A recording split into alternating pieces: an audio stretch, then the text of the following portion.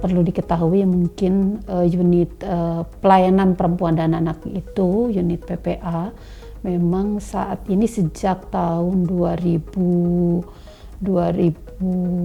mungkin ya, karena ada perkapnya tersendiri. Dan sebelumnya memang unit PPA ini terselenggara karena pada saat itu zaman reformasi kita belum mempunyai unit khusus terkait penanganan perempuan dan anak, sehingga ada inisiasi untuk membentuk unit PPA, sehingga turunlah Perkap nomor 10 tahun 2007 tentang unit pelayanan perempuan dan anak. Jadi unit perempuan dan anak ini perlu diketahui bahwa ada di tingkat Mabes sampai dengan Polres. Jadi di Mabes kedudukannya ada di Bareskrim Polri, kemudian di Polda itu ada di Subdit Renakta, Direktur Reskrim ya, kemudian di Polres itu ada di Satreskrim. Nah, adapun tugas daripada unit PPA itu sendiri itu adalah lebih kepada memberikan pelayanan dan penanganan terhadap perempuan dan anak yang berhadapan dengan hukum. Artinya memberikan pelayanan dan penanganan terhadap kasus-kasus yang melibatkan perempuan dan anak. Jenis kasusnya itu adalah misalnya kekerasan terhadap perempuan dan anak, baik fisik, psikis maupun seksual. Kemudian kasus KDRT, tindak pidana perdagangan orang. Kemudian ada asusila, pornografi. Kemudian ada juga kasus people smuggling ya, penyelundupan orang. Jadi memang untuk kasus perempuan dan anak, terutama tadi terkait dengan kasus yang korbannya adalah anak, itu di data kami yang kami himpun dari kewilayahan juga, tidak hanya dari Bareskrim saja, karena kami di sini di Bareskrim ini juga selain penanganan perkara kan Bareskrim ini juga sebagai pembina fungsi ya. Jadi kami harus memonitor bagaimana penanganan perkara yang melibatkan perempuan dan anak di kewilayahan.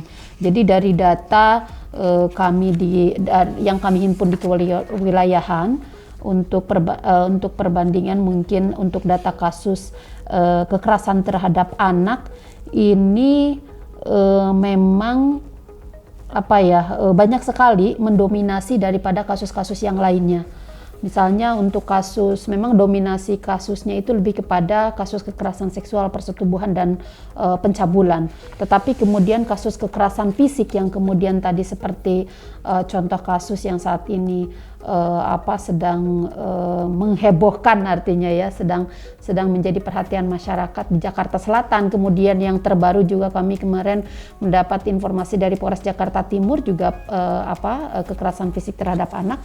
Itu memang juga lumayan banyak, artinya kekerasan fisik ini memang lebih kepada kekerasan fisik bagaimana yang diatur di dalam Undang-Undang Perlindungan Anak ya.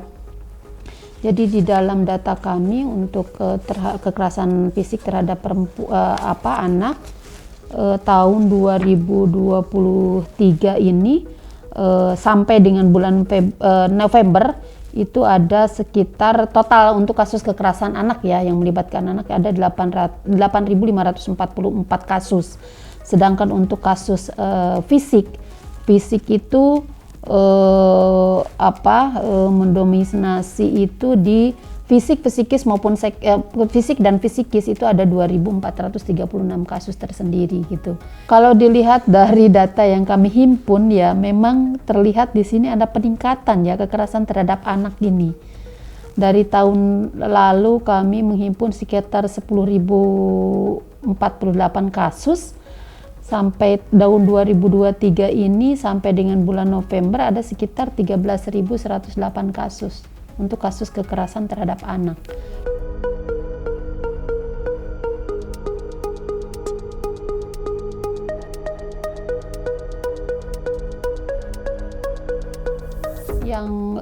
Yang kami ketahui ya selama penanganan kasus itu lebih banyak kepada motif ekonomi, hubungan asmara, karena kita deteksi bahwa ada kasus-kasus kekerasan seksual, kemudian kasus kekerasan fisik itu yang latar belakangi karena ada hubungan asmara.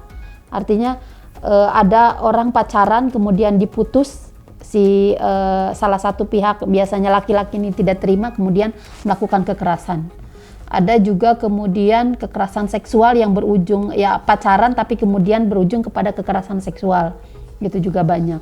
Kemudian motif ekonomi ya, tentu motif ekonomi karena artinya misalnya dalam kekerasan dalam rumah tangga itu biasanya kadang-kadang ada juga kasus yang karena ekonominya, artinya motif ekonomi misalnya